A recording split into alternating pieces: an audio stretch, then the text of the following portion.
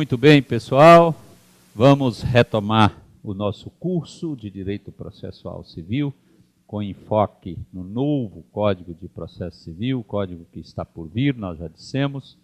E hoje vamos tratar de intervenção de terceiros, né?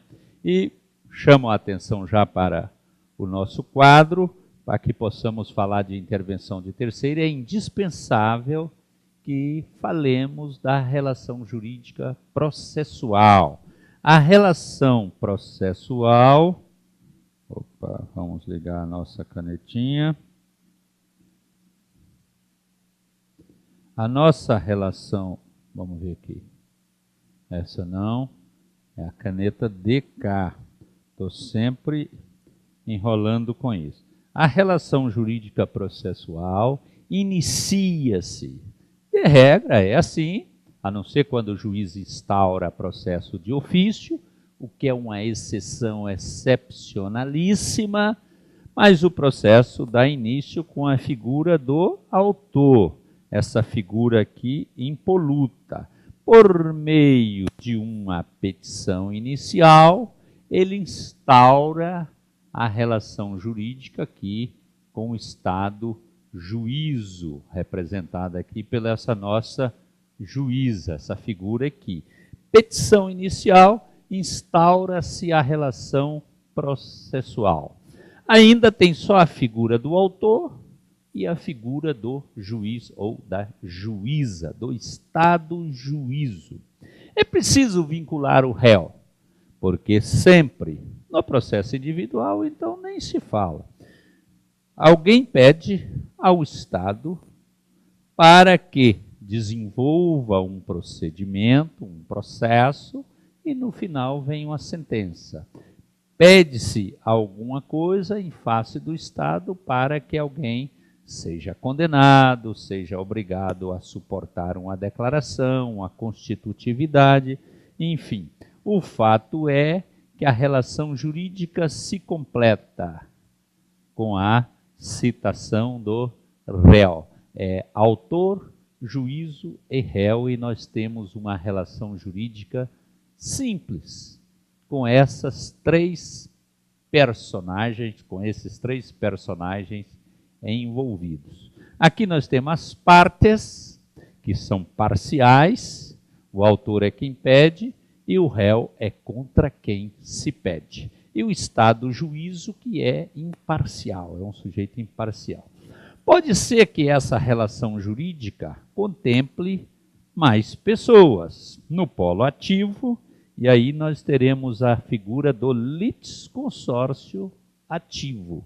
É mais de uma pessoa litigando no polo ativo ou no polo passivo. Nós temos um litisconsórcio passivo, ou no polo ativo e no polo passivo concomitantemente. Nós temos aqui um litisconsórcio. Mas há também a figura do terceiro. Terceiro é quem não é autor e não é réu. Quem não é primeiro e não é segundo. Ele é terceiro. Terceiro é estranho à relação processual. E ele intervém no processo. O terceiro aqui intervém, esse cidadão está aqui, e de repente ele interfere aqui nessa relação processual. Ele interfere por quê? Pelas mais diversas razões. O fato é que esse terceiro aqui intervém e nós vamos conversar sobre isso hoje. O nosso tema desta aula é intervenção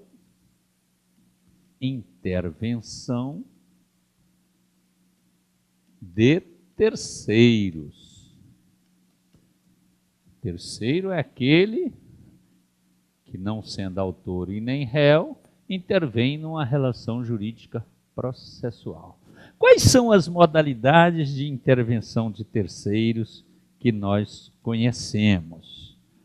Vamos sempre enfocar da perspectiva do novo CPC.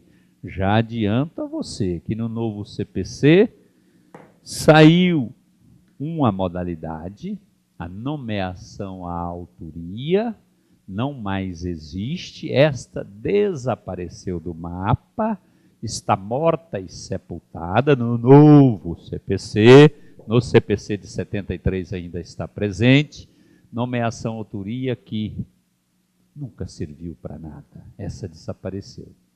Muito bem, há uma outra modalidade que não desapareceu, mas mudou de lugar, mudou de casa, é a oposição. Oposição é uma figura, um instituto denominado oposição, que é o opoente, intervém em relação jurídica entre autor e réu, visando afastar autor e réu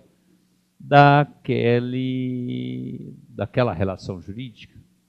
Ou seja, autor e réu estão ali a disputar um dado objeto, vem esse opoente e fala, bem, isso não é seu autor, também não é seu réu, e eu quero isto para mim. Visa afastar do direito litigioso autor e réu, reivindicando para si. Essa é a figura da oposição. Essa desapareceu como intervenção de terceiros, mas ela mudou de lugar. Ela foi para os procedimentos especiais. Então, estando autor e réu a litigar, vem o terceiro, dito opoente, chamado opoente, e propõe uma ação autônoma, mas que é autuada em apenso aos autos, contra autor e contra réu. O autor e réu passam a ser litisconsorte. Então, a nomeação autoria foi banida. A oposição somente mudou de lugar. E neste novo código, surgem mais duas modalidades. É a desconsideração da personalidade jurídica, está agora na intervenção de terceiro, porque com a desconsideração da personalidade jurídica, eu vou apanhar a figura dos sócios. E ela não deixa de ser uma forma de fazer com que terceiro passe a figurar na relação processual. Essa desconsideração da personalidade jurídica é uma ação contra a pessoa jurídica, de um modo geral, e eu desconsidero a personalidade jurídica e vou buscar a pessoa do sócio, vou responsabilizar a pessoa do sócio. Então, a desconsideração passa a ser uma modalidade de intervenção de terceiro. E mais o amicus curiae. Nós já falamos sobre o amicus curiae, e este também é um terceiro, está neste tópico, intervenção de terceiro. Mas vamos lá.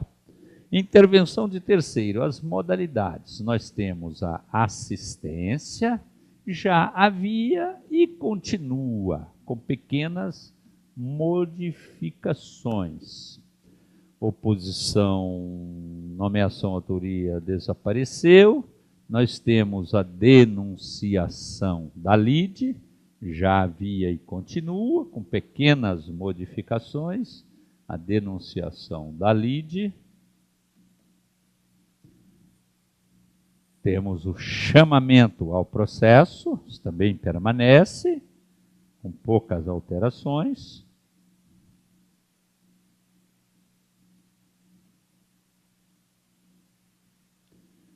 Bem,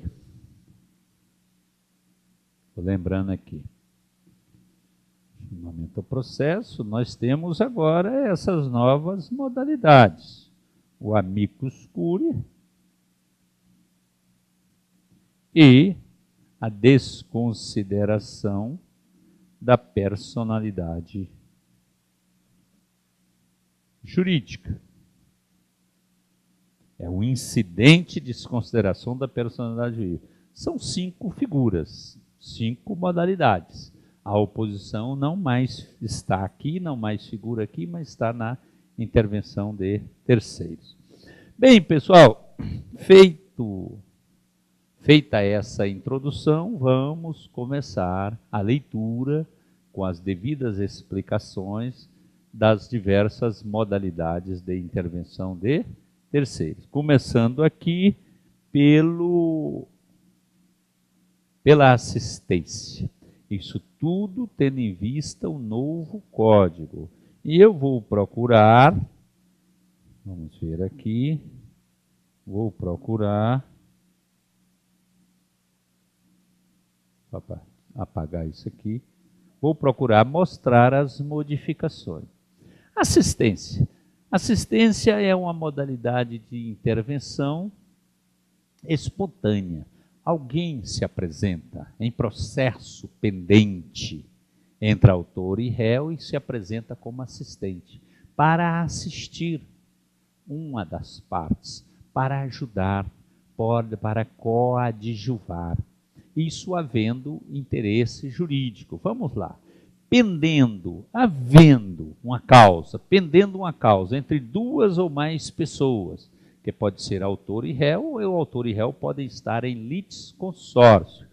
Pendendo uma causa entre duas ou mais pessoas, o terceiro, juridicamente interessado em que a sentença seja favorável a uma delas, poderá intervir no processo para assisti-la. Muito bem. Daqui dá para tirar os requisitos da assistência. Assistência, o que vem a ser assistência?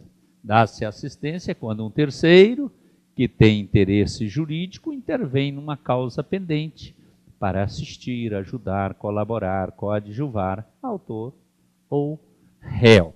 Quais são os requisitos? Abreviando. Bem, precisa de uma causa pendente. Uma causa pendente. Sem causa pendente, não há assistência. E a assistência vai até a sentença. Depois da sentença, havendo recurso, pode continuar, mas é o caso de um assistente que não interveio no primeiro grau, ele pode propor um recurso, chama recurso do terceiro prejudicado. Não deixa de ser uma modalidade de assistência no segundo grau ou em outros graus de jurisdição. Pendendo uma causa entre duas ou mais pessoas, o terceiro juridicamente interessado. Tem que haver, então, interesse jurídico. Sem interesse jurídico, nada feito. E aí ele intervém no processo, então, visando a que a sentença seja favorável a uma das partes. A parte que ele assiste. Dou como exemplo o caso do locatário e do locador, numa demanda, locatário e locador. Vamos aqui.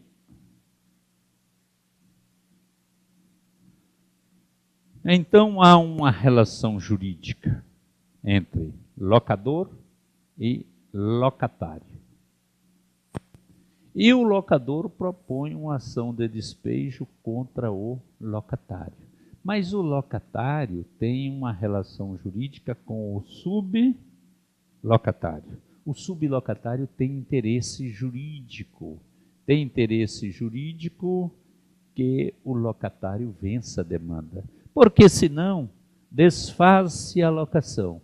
Desfeita a locação, desfaz-se a sublocação. Esse aqui, então, poderá intervir como assistente. O sublocatário tem relação jurídica com o locador? Não. O sublocatário tem relação jurídica com o locatário. E ele intervém visando a que o locatário saia vencedor na demanda. Vamos fazer uma leitura, é claro, não vamos descer a tantas minúcias, mas para que você, sobretudo quem está vindo agora para o direito, aqui no pós-graduação, nós temos alguns alunos que não são formados em direito, possa ter a compreensão desse tema. A assistência será admitida em qualquer procedimento e em todos os graus de jurisdição, recebendo o assistente o processo no estado em que se encontra. É aquilo que nós falamos. Admite-se em qualquer processo, é claro, a não ser quando a lei o proíba, de um modo geral é figura do processo de conhecimento, porque tem interesse em que saia vencedor, eventualmente pode-se aceitar na execução, nos embargos à execução inclusive, não se aceita em procedimento sumário, que vai desaparecer do Código, o novo CPC não contempla o procedimento sumário, e não há previsão, aliás, a proibição nos juizados especiais. Então, procedimento sumário não haverá mais procedimento sumário, mas hoje não se admite. E, desculpe-me, procedimento sumário não existirá. Atualmente não se admite determinadas intervenções de terceiro. No procedimento sumário, admite a assistência e admite-se também a formação do litisconsórcio. Nos juizados especiais é que é terminantemente proibido. Bem, a assistência será admitida em qualquer procedimento, seja procedimento especial, seja processo de conhecimento ou mesmo na execução. E em qualquer grau de jurisdição, o assistente pode intervir para assessorar, ajudar, coadjuvar, no sentido de que uma das partes saia vencedora. E aqui tem o procedimento, pessoal. Não havendo impugnação no prazo de 15 dias, então uma determinada pessoa pede para ingressar como assistente, requer ao juiz, o juiz manda ouvir as partes, não havendo impugnação, o juiz defere o pedido. Da decisão que admite ou não admite, cabe agravo de instrumento. Esse é o recurso. Lembro a você que só cabe agravo de instrumento naquelas hipóteses em que há previsão expressa, como é o caso aqui da assistência. Muito bem, pessoal. E aí a assistência subdivide em assistência simples e assistência litisconsorcial.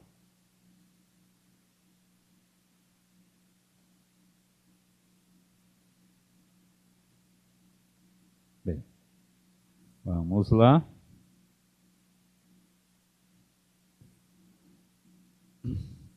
Espécies ou tipos de assistência.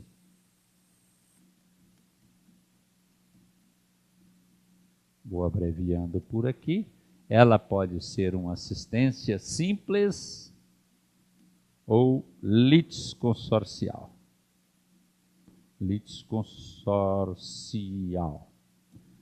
Bem, na assistência simples, ocorre o seguinte fenômeno. Autor, réu, suponhamos que interveio para assistir o réu. A relação jurídica, aquela hipótese do sublocatário, a relação jurídica do assistente é com uma das partes.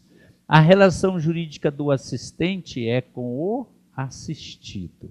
No nosso exemplo, o assistente, que é sublocatário, não tem relação jurídica com o locador. A essa assistência dá o nome de assistência simples. Assistência simples, porque o assistente não mantém relação jurídica com a parte adversa ao assistido, não mantém relação jurídica aqui com o nosso locador. O assistente não figura na relação jurídica principal, não figura na relação jurídica discutida no processo, objeto do processo. É assistência simples. Ao contrário, na assistência litisconsorcial, vamos pensar numa hipótese aqui, de uma pessoa ter ajuizado uma ação possessória contra um condômino. Trata-se de um condomínio, uma área de terras, em que há diversos condôminos. Mas o Código Civil autoriza a pessoa ajuizar contra um só dos condôminos, principalmente esses condomínios pró indiviso, que não foi feita ainda a divisão. Veja bem, todos exercem a posse, têm o domínio desta área, mas só um deles foi escolhido como réu. Estes aqui, um ou alguns ou todos, podem vir a figurar como assistente deste. Mas veja a diferença para aquele outro caso, porque aqui cada uma dessas pessoas, por serem coproprietário, por serem condôminos, eles têm relação jurídica com este aqui. Este aqui está alegando, por exemplo, que teve a sua posse esbulhada. Na verdade, são tantas relações jurídicas quantas são as partes, relações substanciais. Então, se uma dessas pessoas, vou voltar ao desenho, uma dessas pessoas que são terceiros, que estão aqui fora, resolve vir assistir este aqui, o interesse jurídico dele tem a ver com a relação principal. E o interesse dele se opõe ao interesse do adversário do assistido frontalmente. A esse terceiro dá-se o nome de, ou a essa modalidade de assistência, dá-se o nome de assistência litisconsorcial. Na verdade, é um verdadeiro litisconsorte, porque ele tem relação jurídica material com as partes, tem pertinência com essa relação jurídica. Então, aqui nós estamos falando de assistência simples, mas nós temos duas modalidades. A simples, que eu já expliquei, e a litisconsorcial, que acabamos de explicar agora. O assistente simples atuará como auxiliar, como ajudante, coadjuvante, como assessor, auxiliar da parte principal. Lembra daquela figura do locatário que é réu numa ação de despejo? Ele vai atuar como auxiliar do réu, dessa parte principal. Exercerá os mesmos poderes e sujeitar-se aos mesmos ônus processuais que o assistido. Os mesmos poderes. Ele vai ser intimado para se manifestar, intimado da sentença pode recorrer.